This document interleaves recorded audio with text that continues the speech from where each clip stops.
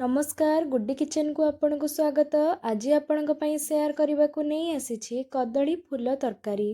केते जगह रे एहा को कदली भंडा तरकारी भी कह जाए। आशा करुच्ची वीडियोटी भल लागिबो। भल लागिले लाइक करंतु, शेयर करंतु और चैनल रे नुआ थिले चैनल को सब्सक्राइब करंतु। चलंतु स्टार्ट करिबा आजिर रेसिपी।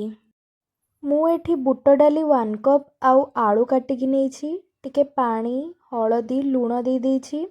एबे यहाँ को गोटे प्रेसर रे बसईदबा और सिझिबा पई छाड़ीदबा। मु कदली फूल को लूण हलदी दे सिझेई देइथिली। तापरे भल से पानी रु छाणी दे देइथिली।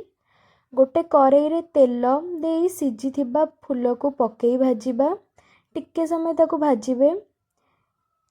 देखंतु एही बळी भाबरे करिवे। एबे आमे गोटे करेई रे तेल गरम करिबा और सेथिरे गोटे तेजपत्र पकेइबा आउ पियाज किछि काटिकी नेछि। गोल्डन ब्राउन हैला पर्यंत फ्राए करिबा। मु एठी टमाटो अदा रसुण पेस्ट दे देइछि 2 टेबल स्पून आउ मिसई देइछि। मसला रे मु हळदी गुंड, जीरा गुंड, धनिया गुंड, लंका गुंड, चिकन मसला, काश्मीरी पाउडर, मीट मसला सबु मु हाफ टेबल स्पून नेछि। सेथिरे पकेई मिसईबा। मसला कसिबा। एबे मसला टिके कसी सारिला परे कदली फूल को पकेइबा आउ मिसई दबा। दर्शक बंधु आपन को जदि एही वीडियोटी भल लागिला ताहले लाइक शेयर सब्सक्राइब जरूर करिवे। एबे आमे एथिरे आलू आउ बुट डाली सिझेइथिले सेइटा देई दबा आउ मिसई दबा। सेथिरे अल्प पानी देई देबा। टिके तरकारी फुटिला परे गरम मसला पकेई दबा। मु एठी 1 टेबल स्पून नेछि गरम मसला।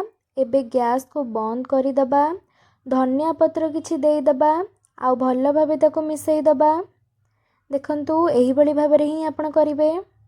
आमर बनिकी रेडी हे जाइछि कदली फूल रे तरकारी।